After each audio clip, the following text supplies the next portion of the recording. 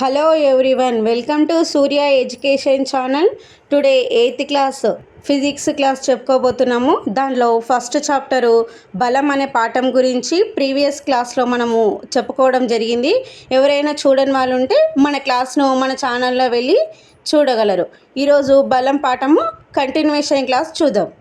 Last క్లాస్లో బలం యొక్క నిర్వచనము, బలము లాగుట, నెట్టుట అనేటివేంటివి దానికి ఎగ్జాంపుల్స్ చెప్పుకున్నాము. అదేవిధంగా బలాలలోపు రకాలు స్పర్శబలము, క్షేత్రబలం, వీటి డెఫినేషన్స్ చూసుకున్నాము. ఈరోజు ఈ స్పర్శబలాలు, క్షేత్రబలాల లోపల రకాల గురించి చూద్దాం. స్పర్శబలాలు తిరిగి 4 రకాలు. ఒకటేమో కండర బలము, 2 తన్యత బలము, 3 అభిలంబ బలము, 4 ఘర్షణ బలము.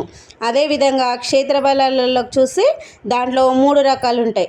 1 అయస్కాంత బలము, 2 స్థావర విద్యుత్ బలము, 3 గురుత్వాకర్షణ బలం. నెక్స్ట్ స్పర్శ బలాల లోపల ఫస్ట్ వన్ కండర బలం గురించి ఈరోజు మనము చూద్దాం.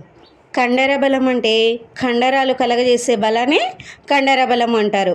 అంటే చూడండి, ఉదాహరణకు మనం ప్రతిరోజు లేచినాక పళ్ళు తోముకోవడం, స్నానం చేయడము, తినడం, నడవడం, రాయడము, వాహనాలు నడపడం, ఇలాంటి పనులన్నిటికీ మనం కండరాలను యూజ్ చేయడం జరుగుతుంది. కాబట్టి ఈ బలాన్ని మనం ఏమంటాము?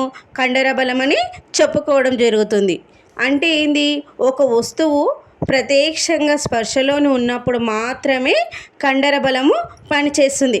ఇప్పుడు మనం పళ్ళు తోముకున్నప్పుడు వస్తువుకి మనకు ప్రత్యక్షంగా మనకు స్పర్శ అనేది ఉంటుంది. ఇలా స్పర్శ ఉన్నప్పుడు కండరాలు అనేటివి మనం యూజ్ చేస్తూ ఉన్నాము అంటే కండర బలాన్ని అక్కడ పనిచేస్తుంది అని అర్థం అన్నమాట. అంటే ఏంది? జీవులు జీవక్రియ జరపడానికి ఉపయోగించుకునే బలమే కండర బలము.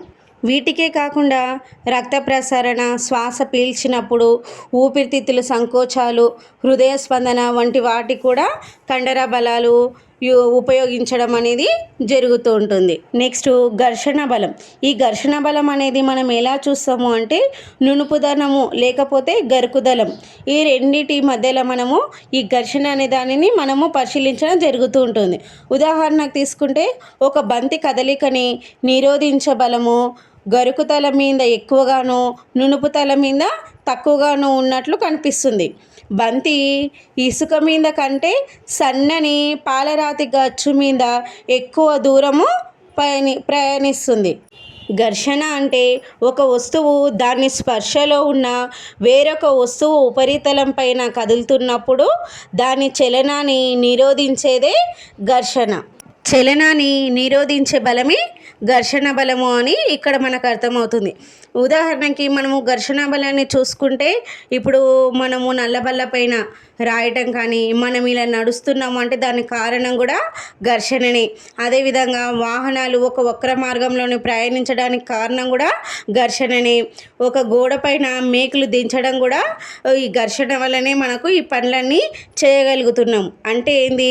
చలనాన్ని నిరోధించే బలమే ఘర్షణ బలం అని గుర్తుపెట్టుకోండి. థర్డ్ వన్ అభిలంబ బలము.